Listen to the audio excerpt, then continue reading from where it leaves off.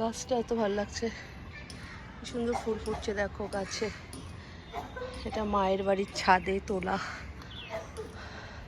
গুড়িয়া এটা কাদের গাছ রে? কারা লাগিয়েছে এটা? এই গাছটা কে লাগিয়েছে? ও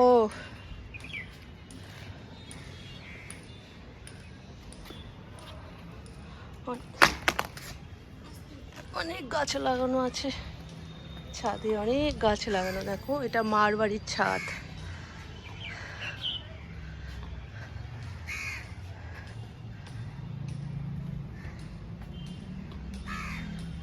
জবা,